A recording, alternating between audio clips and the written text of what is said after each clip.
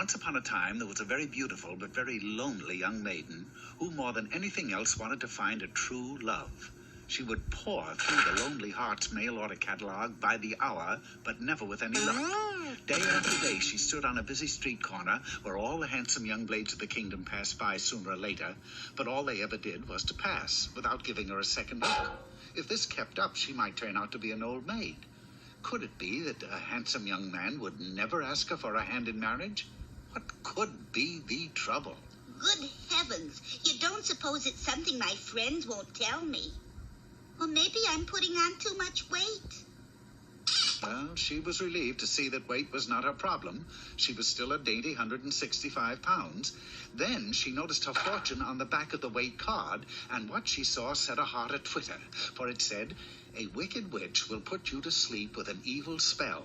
Then a handsome prince will awaken you with a kiss, and you will live happily ever after." She was overjoyed. Oh, boy, a handsome prince. Just what I've always wanted.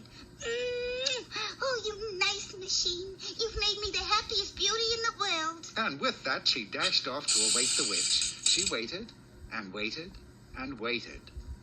2 months later, she was still waiting, and the witch hadn't shown up. That fortune card just can't be wrong. If the witch won't come to me, I'll go to the witch.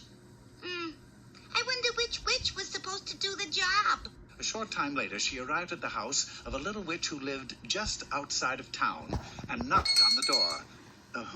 Say that she rang the bell. Anyway, the witch answered. Come in. Where have you been? Right in here, brewing away, honey.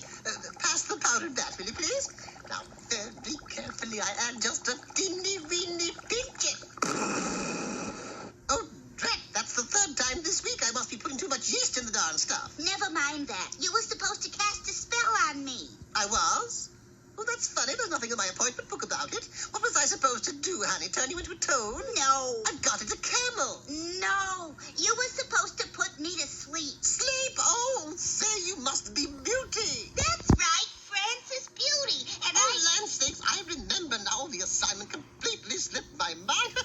Well, you just sit there, honey. I'll have you to sleep. Not here, silly. We gotta go out where the prince will be sure to find me. Beauty hurried the witch off to the local park, and with no further delay... Now, I lie here on the park bench and you put me to sleep. All right, child. Here we go. Prickly thorn, Morpheus horn. There, my dear, don't weep. I cast the spell right on your head, and you will sleep, sleep, sleep.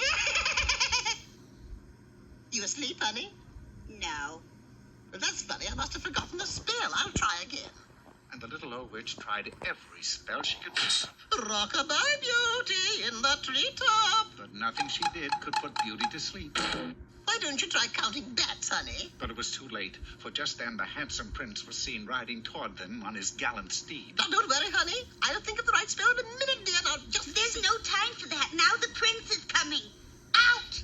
He mustn't see you. With no time left, Beauty did the only thing she could do on such short notice. She dove to the park bench and pretended she was asleep. And as the prince approached... Good heavens! It sounds like a terrible beast in yon bushes. But I'm a brave young prince, so I will go in there and slash him and kill him until he's dead at least. And then I'll... Wait a minute. That isn't a beast, it's a beauty, and she sleeps. You are asleep, aren't you, ma'am? Oh, yes. Oh, I bet an evil witch has cast a spell on her. I will kiss her and wake her so we can live. Happily ever after, that is. Oh, thank goodness. I thought you'd never get here. Sweetie! Darling! Hold it, hold it. What do you want? I just remembered the spell that will put you to sleep. Ready? No! I don't need that now! Hello.